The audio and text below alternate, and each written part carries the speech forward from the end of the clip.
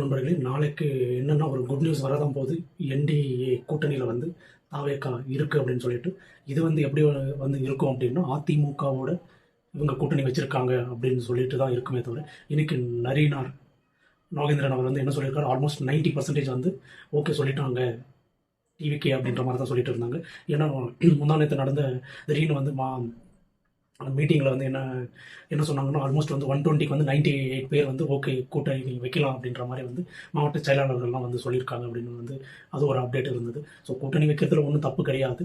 ஏன்னா வந்து ஆட்சியை வந்து இருக்கிறவங்கள வந்து போகணும். அவர் எப்படியாவது ஆட்சிக்கு வரணும். வந்து நல்லதை பண்ணுமே தவிர, பட் அவர் தனியா நின்னு வந்தா என்ன, கூட்டணியோட வந்தா என்ன? இன்னொன்னு என்னன்னா, நான் முன்னாடி சொன்ன மாரி தான். நீங்க இங்க சுயேட்சையா நின்னு நீங்க வெற்றி பெற்றாலுமே வந்து சென்ட்ரல் கவர்மெண்ட் வந்து உங்களுக்கு சப்போர்ட் பண்ணும். ஏன்னா, நீங்க எது பண்ணாலுமே அங்கருந்து வரணும். அதனால வந்து நீங்க எப்படி இருந்தாலுமே அவங்க சப்போர்ட் இல்லைன்னா நீங்க ஒண்ணும் பண்ண முடியாது. ஸோ அதனால கூட்டணி வைக்கிறதுல ஒண்ணும் பிரச்சனை இல்ல. ஐயா எடப்பாடி அவர்களும் வந்து பார்த்தீங்கன்னா, அவர் வந்து எதுவும் இந்த ஆட்சியை மாதிரி அவர் எதுவும் குறை சொல்ல முடியாது. அந்த அளவுக்கு தான் விவசாயிகள் இருந்து எல்லாத்தையுமே வந்து அவர் எடுத்துட்டு நல்லா தான் பண்ணிட்டு இருந்தாரே தவிர, அவர் குறை சொல்ல முடியாது. என்னன்னா அவர் பிஜேபியோட வந்து இருந்துட்டார். ஏன்னா அவருக்கு வேற வழி தெரியல. ஏன்னா இருக்கிறது ஏன்னா எப்படியாவது அவங்கள முடிச்சு விடணும் அப்படின்னு முடிவு பண்ணிட்டு அங்கே போயிட்டாரு.